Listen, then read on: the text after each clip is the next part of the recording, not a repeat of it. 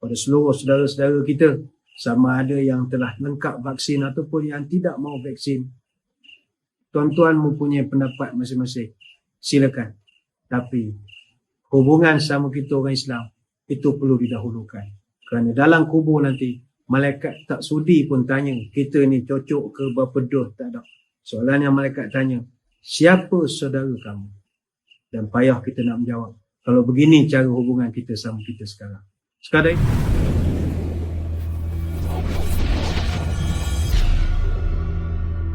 Assalamualaikum warahmatullahi wabarakatuh. Bismillahirrahmanirrahim. Alhamdulillahi hamdan kathiran tayyiban mubarakan fihi kama yanbaghi li jalali wajhikal karim wa li'azimi sultanik. Allahumma salli ala Sayyidina Muhammadin abdika wa rasulika nabiyil ummi wa ala alihi wa sahbihi wa sallim. Na'udhu bi kalimatillahi tammati min syarri ma khalaq.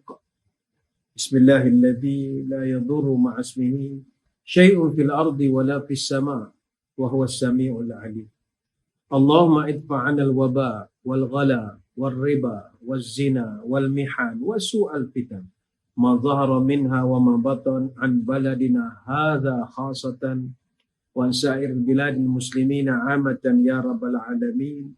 Nawaitu ta'alluma wa ta'lim wa tadhakkura wa tadhkir wa naf'a wal intifa' wal ifadah wal istifadah wal hatta 'ala tamassuki bi kitabillah wa sunnati rasulih wa du'a ila al huda wa dalalah 'ala al khair ibtigha'a wajhillah wa mardatihi wa qurbihi wa thawabihi lillahi ta'ala. Allahumma raddina bi qada'ika wa sabbirna 'ala bala'ika wa auzi'na syukra ni'amatika. Ya Allah, jadikan kami redha dalam menerima segala ketentuan-Mu. Jadikan kami sabar dalam menerima segala ujian dari-Mu. Dan bimbinglah kami untuk sentiasa syukur kepada nikmat-nikmat-Mu. Apa khabar saudara? Alhamdulillah, segala puji dan syukur kita panjatkan ke Hadrat Ilahi. Dengan izin dan ketentuannya, sekali lagi dapat kita dipertemukan dalam program Tazkirah Mingguan Masjid Negeri Sultan Ahmad I Kuantan. InsyaAllah pada kesempatan kali ini kita akan membincangkan perkara-perkara yang boleh memberi manfaat kepada kita bersama, khususnya untuk memperkukuhkan lagi hubungan ukhuwah Islamiah sesama kita. Saudara-saudari sekalian, kita memanjatkan syukur kehadrat Ilahi atas segala nikmat yang telah Allah kurniakan pada kita sejak daripada kita diuji dengan wabak ini. Dan kita melihat banyak perubahan-perubahan telah pun berlaku. Dan dalam kegembiraan kita meraihkan penghijrahan kita daripada fasa pandemik kepada fasa endemik, maka sekonyong-konyongnya pula, tiba-tiba warga kita dilanda pula oleh ombak, hampasan ombak pemecah perpaduan. Yang mana kita melihat perpaduan kita ini menjadi begitu rapuh dan tinggal masa, tampat nunggu masa saja untuk runtuh dek kerana isu-isu yang tak pernah kita terfikir selama ini. Dulu secara jujur kalau kita kaji, kita sesama kita berkelahi kebanyakannya kerana faktor siasah, faktor politik. Orang dulu bergaduh kerana warna bendera yang berbeza. Ada yang suka hijau, ada yang suka biru, ada yang tak suka biru, ada yang tak suka hijau. Dulu kita hanya berselisih antara kelompok kopiah dengan kelompok songkok saja. Ataupun kalau di kampus antara geng jemaah lawan dengan geng HEP lah sebagai contoh. Dulu orang kita bergaduh kerana faktor simbol, bulan, roket, dacing, mata lebam, kepala lembu dan sebagainya. Dulu orang kita berpecah ataupun berkelahi kerana faktor fikrah, cara berfikir yang berbeza. Tapi Alhamdulillah segala perpecahan itu sekarang ini kita lihat dah ada banyak perkembangan yang baik. Dah boleh duduk semeja, dah boleh berbincang perkara-perkara yang dulu begitu payah betul nak disatu. Tapi dalam kegembiraan kita itu, kita telah menambah satu lagi perbendaharaan baru, kamus perkelahian sesama Islam sekarang ini, iaitu isu vaksin. Ini begitu menyedihkan kita.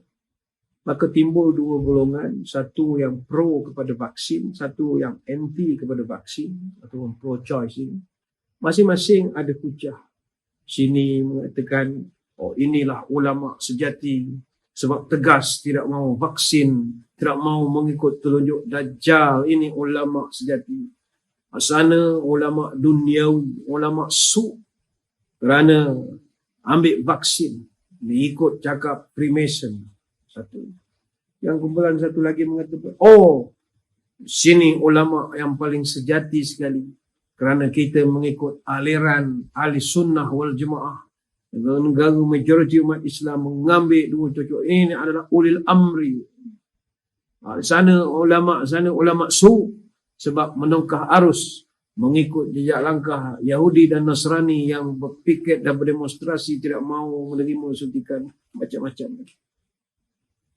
Saudara, isu ini walaupun bagi setengah orang remeh atau bunyinya kelakar bagi setengah orang, dijadikan bahan untuk buli cyber dan bagai-bagai lagi, namun kelihatannya semakin meretakkan perpaduan kita.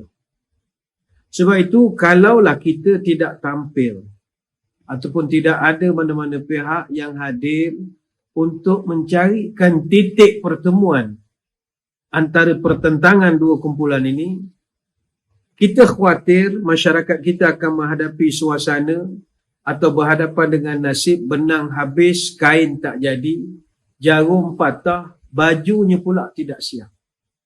Kita khawatir masyarakat kita akan alah sabung tapi menang sorak. Menang sorak, kampung pula tergadai. Kerana sundak kopiah tembok, kerana lenggang, bajunya koyak. Akhirnya, yang kalah jadi abu, yang menang jadi alam. Sebab itu kita di Masjid Negeri Sultan Ahmad I, kita sendiri secara pendirian kita di masjid, kita tidaklah anti kepada vaksin ataupun kita terlalu pro sangat kepada vaksin.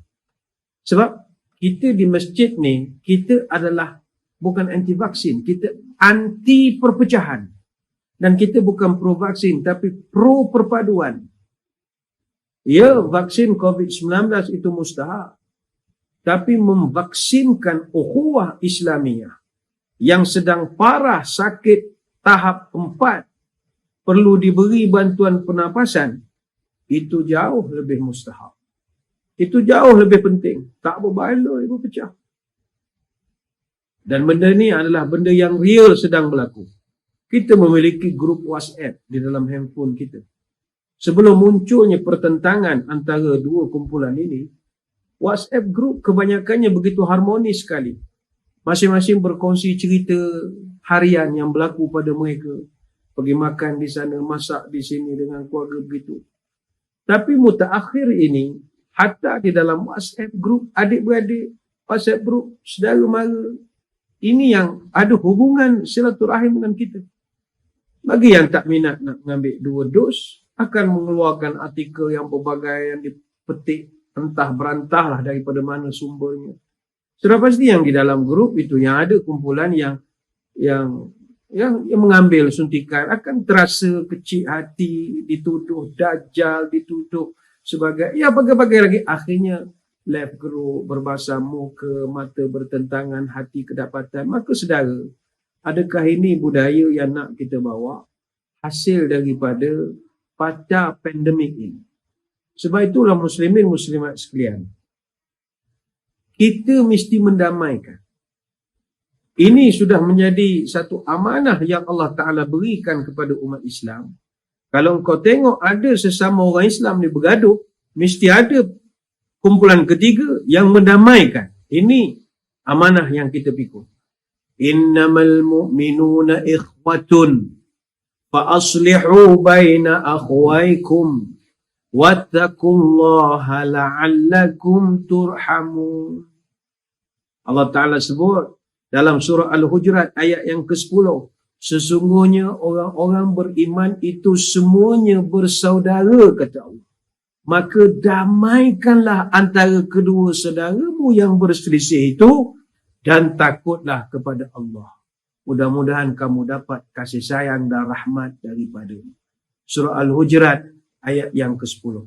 Sebab itu saudara-saudari sekalian, merujuk kepada ayat ini, tertarik saya untuk berkongsikan satu tafsir. Yang mana ada satu kitab tafsir namanya Tafsir Munir. Tafsir Munir ini tafsir yang disusun oleh Profesor Dr. Wahbah Mustafa Al-Zuhaili rahimahullah. Dia ada 16 jilid cetakan di Syria. Dan Tafsir Munir ini telah diterjemahkan oleh Persatuan Ulama Malaysia ke dalam bahasa Melayu, bahasa kebangsaan. Dan kitab ini telah ditashihkan terjemahannya itu oleh Akademi Pengajian Islam Universiti Melaya. Artinya kualiti daripada segi tafsiran dan juga terjemahannya begitu tinggi sekali. Dalam tafsir Munir ini, dia ada menjelaskan ayat ke-9 surah Al-Hujurat. Yang mana dalam ayat itu Allah Ta'ala ada menyebut wa in ta'ifatani minal mu'minina qatatalu faslihu bainahuma. Sekiranya ada dua golongan, kumpulan orang Islam yang bergaduh atau bersengketa, fa aslihu bainahuma, maka hendaklah ada yang ketiga, mesti damaikan antara kedua-dua. Dan ini tanggungjawab kita. Bila ada pertentangan yang agak sengit antara dua kumpulan ini, mesti ada kumpulan ketiga yang mendamaikan. Jangan ditambah lagi minyak. Orang tu dah sedia panas, kita bubuh lagi siram minyak. Jangan. Kita damaikan. Tertarik saya nak berkongsi apakah sebab nuzul ayat ini. Ayat ini kata para ulama tafsir menceritakan satu hari Nabi SAW dia ada hajat nak berjumpa dengan Abdullah bin Ubay. Siapa Abdullah bin Ubay? Bagi kita yang mengkaji sirah, mengkaji sejarah, kita kenal Abdullah bin Ubay ni adalah orang yang bertanggungjawab melakukan banyak perkara-perkara onar, melakukan perkara-perkara yang menyusahkan Nabi semasa di Madinah. Ini ketua orang munafik. Tapi adalah satu hari itu Nabi berhajat nak jumpa dia kerana ada urusan, maka Nabi pun pergi. Maka dalam riwayat menyebut Nabi pergi naik keldai dan diiringi oleh beberapa orang sahabat. Sampai di rumah Abdullah bin Ubay, Nabi telah macam kita istilah kita parking lah. Nabi parking keldai Nabi itu. Kemudian Nabi pun nak pergi ke rumah. Ketika keldai Nabi yang diletakkan di halaman rumah itu, diletakkan di depan rumah Abdullah bin Ubay, tiba-tiba keldai itu buang air kecil. Bahasa kasarnya kencing. Keldai Nabi kencing. Bila keldai Nabi kencing, Abdullah bin Ubay marah. Yalah, awak tetamu contohnya lah, datang ke rumah kita, parking kereta dekat porch rumah kita. Kereta lah kereta antik, habis terabur minyak hitam. Penuh atas lantai rumah orang. Jadi begitulah agak Abdullah bin Ubay marah. Halaman rumah dia cantik agak, bawa pula keldai itu kencing. Marah tu. Lantas dia pun meninggi suara pada Nabi sehingga dia mengatakan, tanaha anni. Jauhkanlah keldai itu daripada rumah saya. Parking jauh-jauh lah. Dia tone suaranya agak tinggi. Ketika Abdullah bin Ubay agak nampak biadab di situ dengan tetamu, para sahabat Nabi yang ikut marah. Katanya, ente jangan kurang ajar. Yang datang ni bukan pegawai takmir masjid negeri. Bukan. Ini datang ni bukan Tok Imam. Yang datang ni Nabi. Hormat sikit. Kalau tak dapat hormat dia sebagai tetamu, hormat dia sebagai Nabi. Dia datang jumpa. Dia bergaduh. Jadi pengikut-pengikut Abdullah bin Ubay pun angin juga. Awak sibuk apa bukan cakap dengan awak. Akhirnya bergaduh. Dua kumpulan yang bergaduh. Masing-masing dah berseng-seng lengan. Sampai ada yang di kalangan sahabat mengeluarkan kata-kata, la khimari Rasulullahi atiba minka. Ada sahabat mengatakan, Abdullah bin Ubay, keldai Nabi yang kau hina itu jauh lebih mulia berbanding dengan kau. Jadi pengikut dah angin. Masing-masing dah lipat lengan nak ajak bergaduh. Ketika dalam persengketaan itu atau perkelahian itulah turunnya ayat. Wa in ta'ifatani minal mu'minina qatatalu fa aslihu bainahuma. Sekiranya ada dua puak orang-orang yang orang Islam yang nak bergaduh, maka hendaklah kau damaikan Maka itulah punca turunnya ayat ini. Maka saudara-saudari sekalian, ayat ini dia turun untuk mendamaikan antara sahabat dengan orang munafik. Maka adakah kita yang sedang bersengketa sekarang ini lebih teruk daripada orang munafik? Bagi kita yang tak suka kepada vaksin, adakah saudara-saudara kita yang memvaksin ini itu lebih teruk daripada Abdullah bin Ubay? Dan bagi kita pula yang ambil vaksin ini, adakah saudara-saudara kita seakidah dengan kita ini yang tidak bersedia untuk divaksin atas sebab-sebab yang kita hormatilah? Mungkin atas sebab kesihatan, atas sebab prinsip dan sebagainya lagi. Adakah mereka itu lebih teruk daripada munafik? Sudah pasti tidak. Maka kalau antara sahabat dengan orang munafik pun Allah Ta'ala suruh damaikan, sementara lagi dengan kita. Sebab itu saudara-saudari sekalian, janganlah kita bergaduh.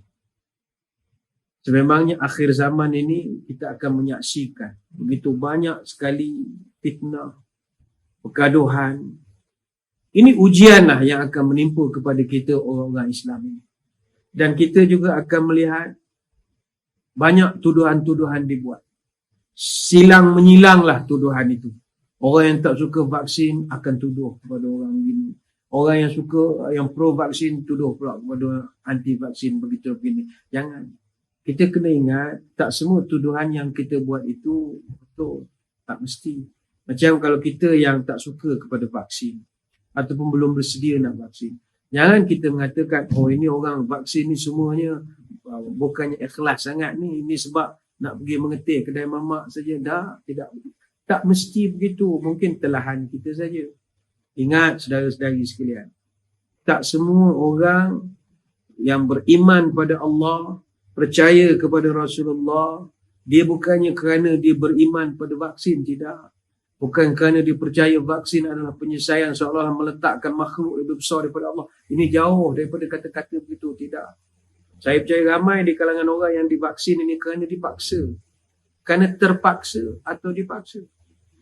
Dipaksa oleh siapa? Sebagai contoh, SOP untuk kita mendapatkan visa bagi melaksanakan ibadah sama ada haji ataupun umrah, pihak berkuasa Arab Saudi menetapkan mesti ada dos yang lengkap. Kita terpaksa mengikut peraturan ini. Ada rakan-rakan kita yang terpaksa mengambil vaksin kerana nak buka balik perniagaan yang dah begitu lama tak dapat dibuka kerana faktor wabak ini. Dan itu syarat yang dikenakan oleh pihak tertentu, PBT ataupun pihak berkuasa tertentu. Begitu juga penjawat awam di sektor tertentu itu diwajibkan untuk mengambil vaksin ini. Sebab itu sebarang tuduhan yang kita sebutkan kepada orang-orang yang tidak mahu vaksin ini tak mesti betul. Samalah juga kita yang ketika mencela ataupun mengutuk orang-orang yang tak suka vaksin ini, selami isu.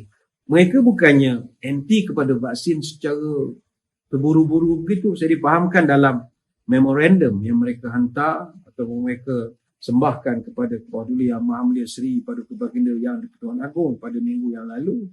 Itu begitu tebal sekali memorandum yang disembahkan, artinya dengan kajian-kajian dan bagaimana mereka buat kajian yang begitu banyak. Dan ini kita hormati. Sebab itu saudara-saudari sekalian, kalau semua orang berhenti untuk saling tuduh-menuduh, insya-Allah kita boleh cari titik perdamaian. Mungkin dia tidak mahu vaksin kerana faktor kesihatan. Dia ada penyakit-penyakit tertentu yang dia tidak sanggup untuk nak menambahkan masalah pada diri dia. Jangan bergaduh. Kita sama kita, jangan bergaduh. Jangan tuduh-menuduh, jangan buat assumption. Sebab itu Nabi SAW pernah beri amaran kepada sesiapa saja yang suka bercakap tentang perkara yang sebenarnya dia tak berapa pasti tentang kebenarannya. Sebab itu Nabi memang marah betul. Dalam satu hadis kata Abu Hurairah, Nabi berpesan, innal abda la yatakallamu bil kalimati ma yatabayyanu fiha. Seorang hamba apabila dia bercakap tentang satu perkataan yang dia sendiri tidak cek, tidak selidiki kebenarannya, yazillu biha finnari ab'ada mimma bainal masyriq. Maka nanti dia akan tergelincir ke dalam neraka yang jurang atau jauhnya itu adalah sejauh arah menuju ke timur, kata Nabi. Hadis riwayat Imam Bukhari. Jangan kita tak tahu apa yang sebenarnya terjadi, lalu kita cuba untuk membuat pelbagai kesimpulan dan bagai-bagai itu. Jangan. Jadi bila kita berada di persimpangan, benar ataupun salah, vaksin ni betul ke tak betul, vaksin ni dajjal ataupun tidak, vaksin ini ikhtiar kita ke, ketika ini kita diminta oleh agama, bila berada di persimpangan, amalkan satu doa. Iaitu doa ini minta kepada Allah supaya ditunjukkan kepada kita kebenaran. Allahumma arinal haqqa haqqa warzuqna ittiba'ah wa arinal batila batila warzuqna ijtinabah wa la taj'alhu multabisan 'alaina fanadilla waj'alna lil muttaqina imama. Ya Allah, tunjukkan kepada kami kebenaran itu sebagai kebenaran. Rezekikanlah kepada kami untuk mengikuti kebenaran itu. Dan tunjukkanlah kepada kami kebatilan itu sebagai kebatilan. Dan rezekikan kepada kami untuk jauh daripada kebatilan itu. Dan jangan jadikan kami terkeliru atau kami menjadi sesat. Dan jadikanlah kami orang-orang yang takwa sebagai para pemimpin kami. Ini doa. Minta Allah tunjukkan mana yang benar, mana yang salah. Minta Allah tunjuk. Jangan kita kecam kepercayaan orang. Orang tu percaya itu benar dan kita kecam kepercayaan dia. Oh, itu tak boleh. Kita ada kepercayaan sendiri, minta Allah supaya tunjukkan kebenaran. Sebab itu, pertama, saya ingat yang perlu kita sama-sama ambil perhatian adalah, pertama sekali, mari kita sama-sama belajar untuk lebih beradab dalam berbeza pendapat. Ini kita kena beradab. Jangan merasakan pendapat kita adalah pendapat yang paling betul sekali. Itu jangan. Itu adalah perkara yang merosakkan. Sebab itu manusia ni memang Allah jadikan dia pendapatnya tak pernah sama. Sama kita, sama manusia ni pendapat tidak pernah sama. Dan perbezaan pendapat itu adalah fitrah manusia. Tak mungkin kita boleh sama pendapat. Sebab itu dalam menceritakan hal ini, Allah Ta'ala ada berfirman, "Walau sya'a rabbuka la ja'alan nasa ummatan wahidah wa la yazaluna mukhtalifina illa man rahima rabbuk walidzalika khalaqahum." Dan sekiranya Tuhan mahu, nescaya dia akan jadikan manusia ini satu umat sahaja. Mana jadikan umat yang satu. Tetapi mereka itu, kata Allah, la yazaluna mukhtalifin. Mereka itu kerap sangat berselisih pendapat. Suka sangat berkelahi, suka sangat berbeza pandangan. Illa man rahima rabbuk. Melainkan orang-orang yang dapat rahmat dan kasih sayang daripada Allah. Walidzalika khalaqahum. Dan oleh sebab itulah Allah menciptakan manusia. Surah Hud ayat 118 sampai 119. Sebab itu kita sama kita tidak memiliki cita rasa yang sama, pendapat yang sama. Isteri tuan-tuan dengan isteri saya pun lain rupa. Tuan-tuan mungkin isteri macam Cina. Ada orang isteri macam Hindustan. Ada orang isteri macam Mat Saleh. Kita punya spek beza-beza. Dan tuan-tuan tak boleh mengatakan pilihan tuan-tuan yang memiliki isteri macam muka pelakon Hong Kong itu paling cantik sekali. Adakah isteri orang lain yang muka Mat Saleh tak cantik? Tak. Kalau nak kelahi, kita boleh kelahi. Tapi adakah menyelesaikan masalah? Meretakkan perpaduan. Tuan-tuan minat pada isteri yang rupa Cina, lah, tak ada masalah. Isteri orang lain rupa Hindustan, lah, itu selera dia. Itu minat dia. Sama juga kalau kita dari segi pergi ke kedai kain. Sama ke manusia? Tak sama. Kita beli kain. Bila kita angkat warna turquoise misalnya, kita kata tak apa kena. Mata kita datang pelanggan lain. Lawa ni. Kena sangat. Lawa pula di mata dia. Artinya, Tuan-tuan, jangan kita ingat pendapat kita adalah pendapat yang paling benar. Orang lain juga memilih pendapat yang beza. Apa yang mustahak? Silakan khilaf dari segi pendapat. Silakan khilaf dari segi ilmu. Jangan khilaf hati. Jangan kelahi dalam hati. Reset khilaf, restart hati. Jangan di shut down.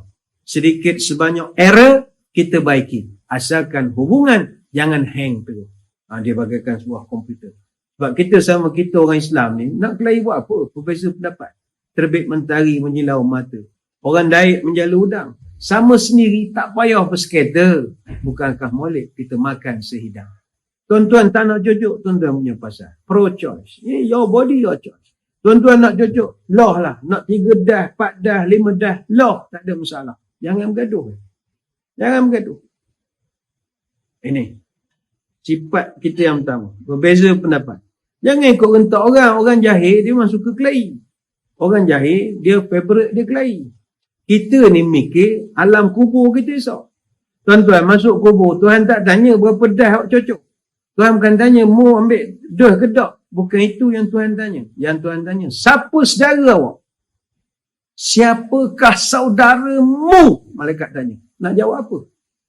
Nak jawab apa? Cuba jawab. Nak jawab apa? Hak kelahi siang malam pagi petang kata orang tak betul ni. Jangan. Cuba fikir kalang kubur ni esok. Tidak adalah dalam kubur esok. Oh awak tidak ambil vaksin. Bagus. Asing. Ahli surga. Tak. Tidak mesti begitu. Soalan yang akan ditanya, siapa saudara kamu? Saudara tu. Jangan kelahi. Ini yang pertama. Yang kedua, dalam kita menghadapi suasana ini, marilah kita sama-sama belajar untuk tidak merasa kita lah hak paling baik, kita lah hak paling sempurna, kita lah hak paling cerdik, kita lah hak paling bijak, kita lah hak paling golongan selamat, kita lah yang paling terbaik. Harakat terbaik. Terbaik. Jangan. Sifat sedemikian akan menganggap orang yang tak sehaluan dengan kita ini sebagai musuh kita. Oh ini berat. Man laisa minna fahuwa min khusumina. Siapa hak tak ikut penangan kita, maka itu musuh kita. Siapa hak ikut pendapat kita, maka ni puak kita.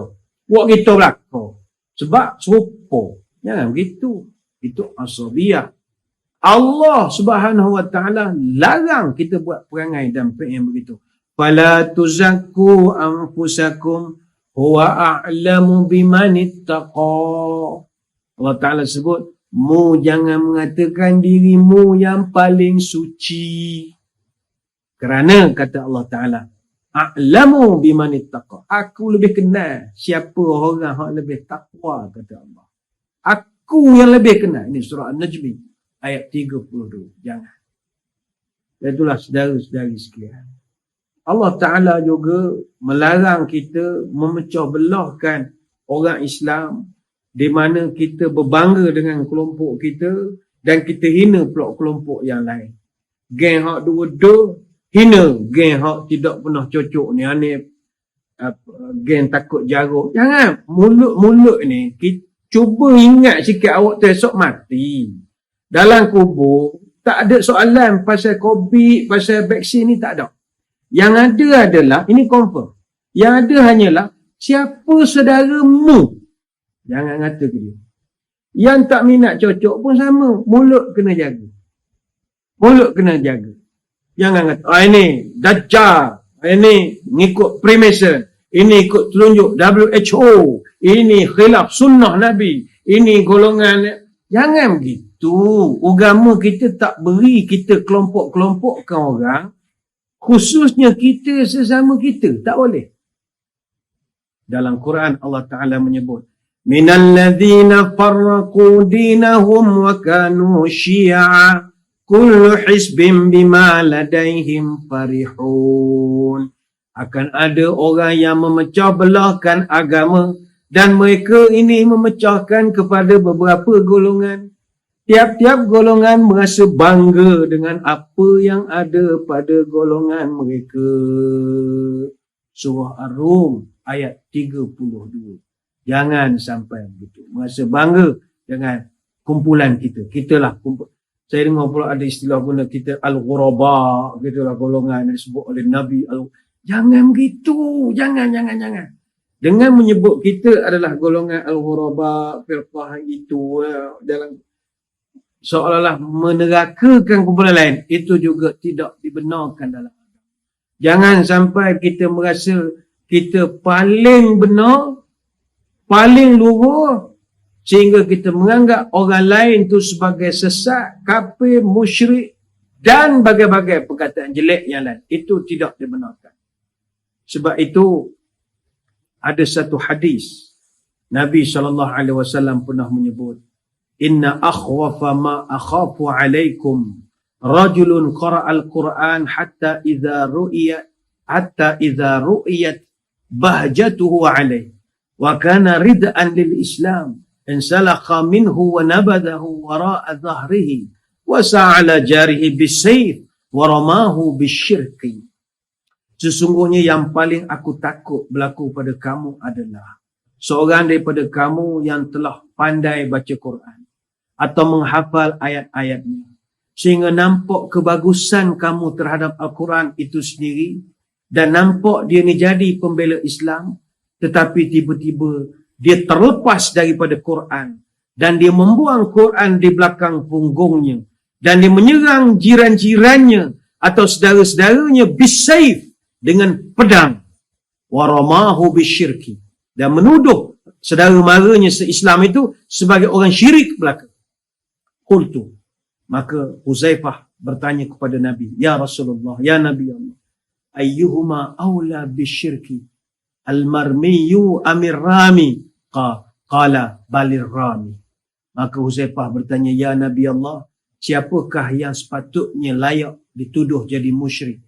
Adakah si penuduh ataupun yang dituduh? Maka Nabi menjawab, yang menuduh itulah.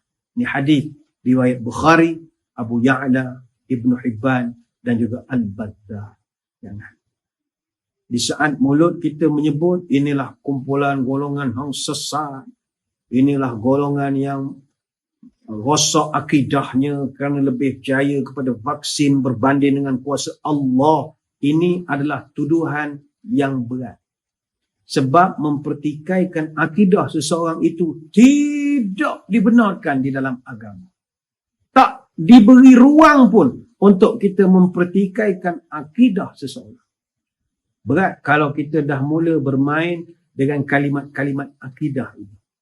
Sebab itu saudara-saudari sekalian, fenomena merasa diri kita adalah yang paling baik, ini adalah masalah jiwa yang paling purba direkodkan di dalam Quran.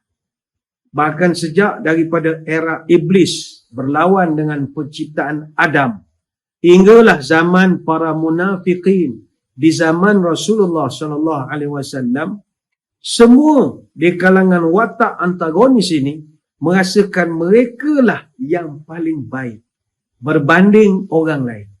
Tuan-tuan perhatikanlah. Misalnya kalau di Mekah ketika Nabi nak berdakwah kepada orang-orang munafik ini, wa idza qila lahum la tufsidu fil ard qalu innama nahnu muslihun ala innahum humul mufsidun walakin la yash'urun. Dan bila dikatakan kepada mereka, jangan buat kerosakan di muka bumi, jangan buat kocah lana, jangan buat kecoh, jangan buat huru-hara di muka bumi. Apakah jawapan dan respon mereka?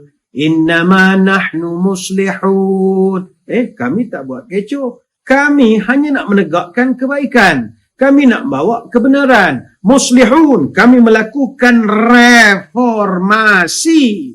Muslih. Kami melakukan penambahbaikan. Kami buat kebaikan. Ini dialog antara Nabi kita dengan orang munafik. Tetapi Allah menjawab, ala innahum humul mufsidun. Allah Ta'ala kata, buat baik ke benda? Inilah puak-puak yang buat kerosakan. Walakin la yash'urun. Tapi mereka tak pernah sedar bahawa mereka itu melakukan kerosakan. Sebab itulah saudara-saudari sekalian, marilah kita sama kita orang Islam, berhentilah daripada sifat bergaduh sama kita kerana hal-hal yang bersifat pendapat ini. Sebab itu, bila kita merasakan kita tidak ambil vaksin misalnya, lalu kita merasa kitalah golongan al-ghuraba. Jangan. Ghuraba ini kata ulama adalah golongan yang tidak merasa ghuraba. Once kita merasa kita ghuraba, we are not ghuraba. Kerana menjadi baik itu bagus. Tapi merasa baik itu sangat buruk.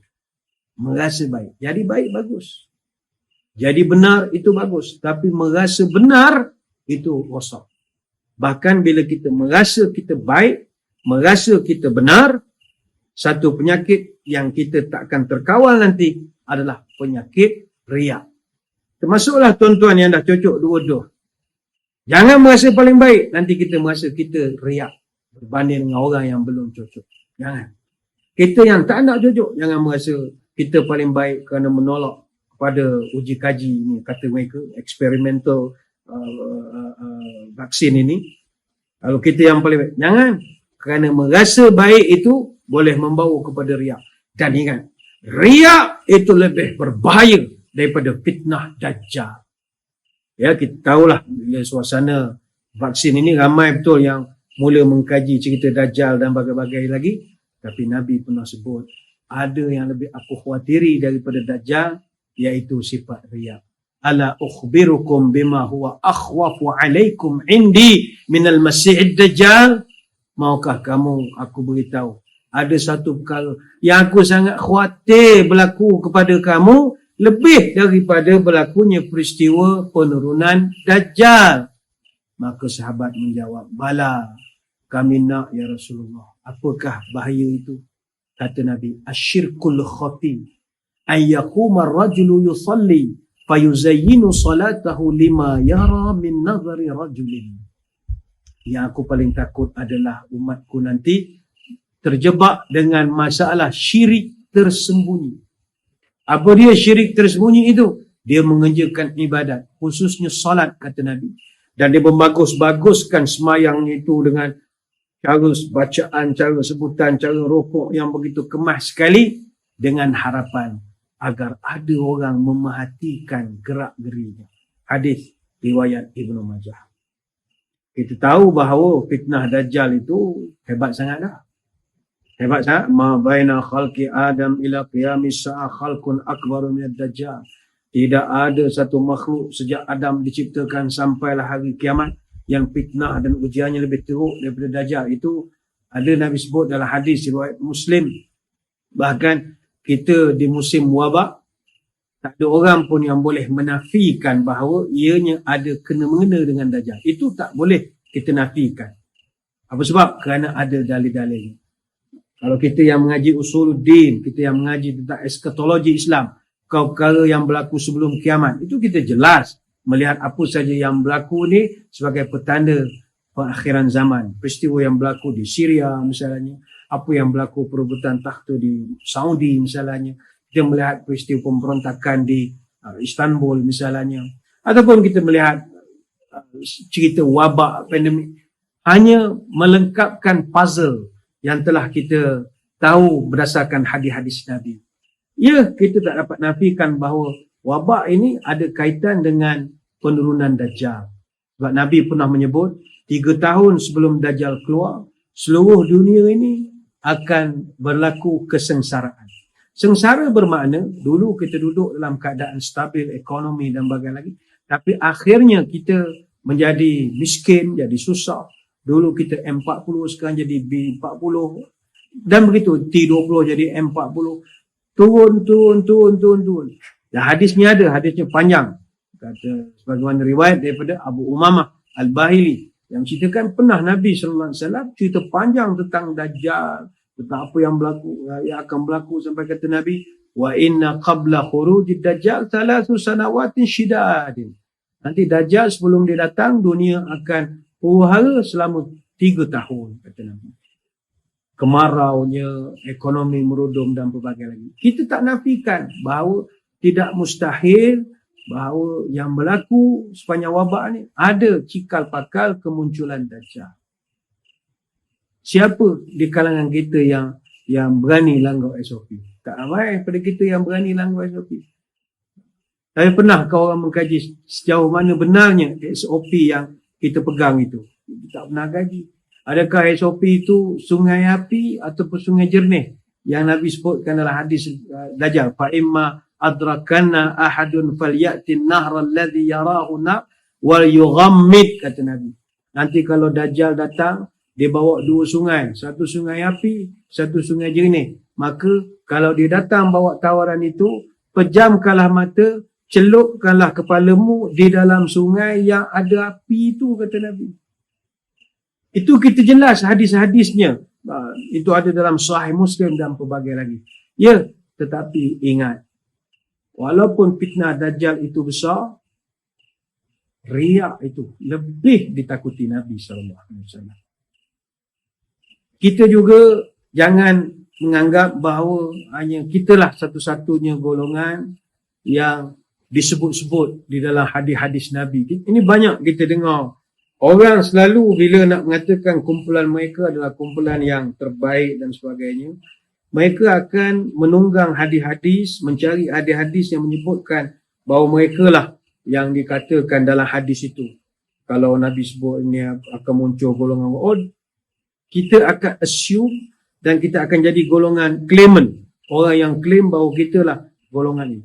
Ini berbahaya kerana ini boleh membawa rasa ujub. Dan rasa ujub inilah seburuk-buruk sifat dan sangat dicela pada sisi Allah Subhanahu Wa Taala.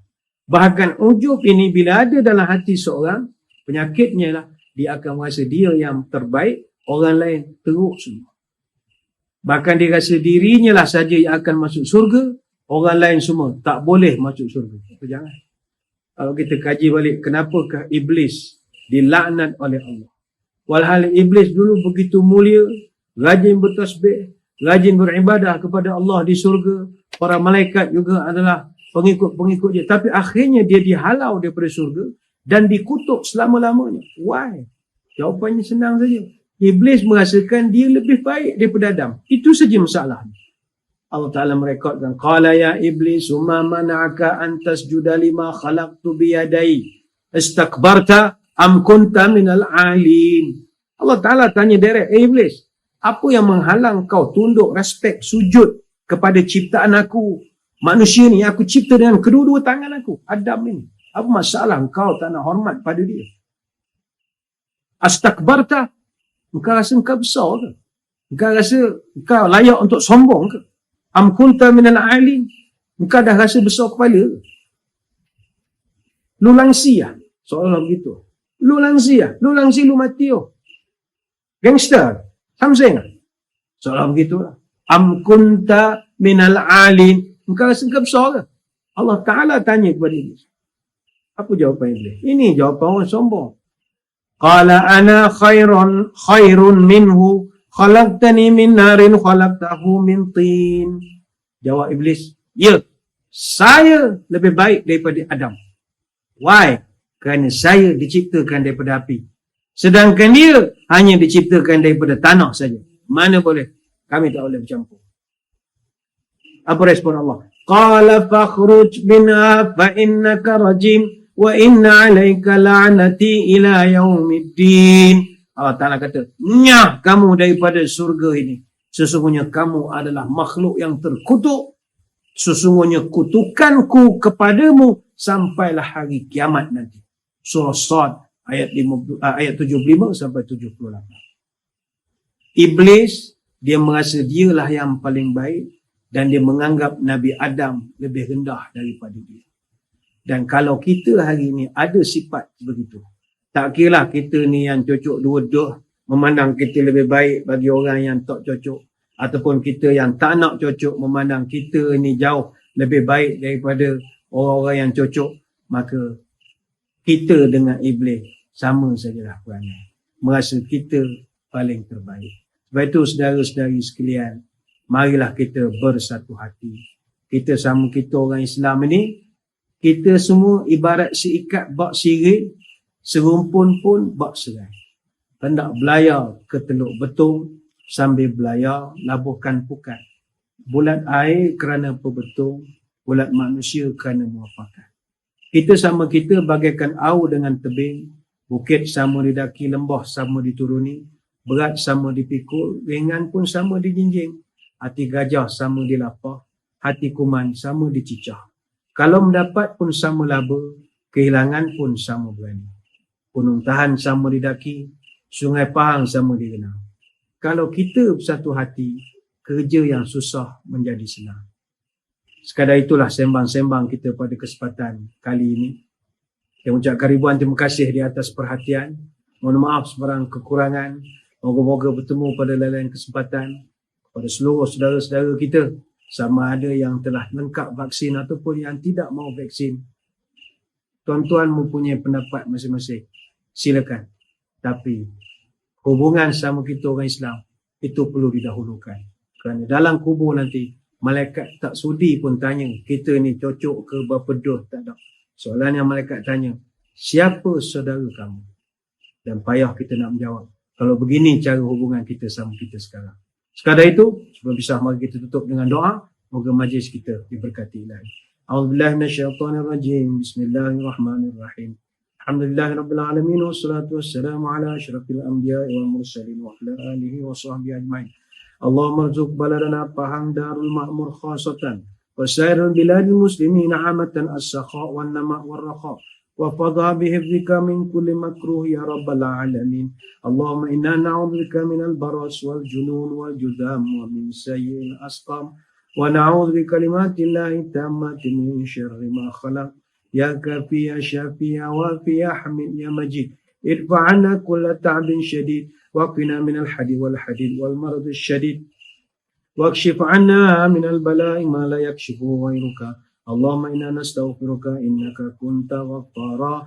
Tahassanna bi dzil 'izzati wa tasanna bi rabbil malakut wa tawakkalna 'alal hayy alladzi la yamut. Allahumma asrif 'an wilayah Pahang Darul Ma'mur wa Malaysia wa sa'il biladil muslimin hadzal waba wa qina syarrad da' wa najina min jami'il alwa'il bala bi lutfika ya latif innaka ala kulli syai'in qadir. Subhanakallahumma wa bihamdika nashhadu an la ilaha illa anta nastaghfiruka wa natubu ilaik. Wa sallallahu ala sayyidina Muhammadin wa ala alihi wa sahbihi wa baraka wa sallam walhamdulillahi rabbil alamin. Sekadar itu, oleh taufik wal hidayah. Wassalamualaikum warahmatullahi wabarakatuh. Wallahu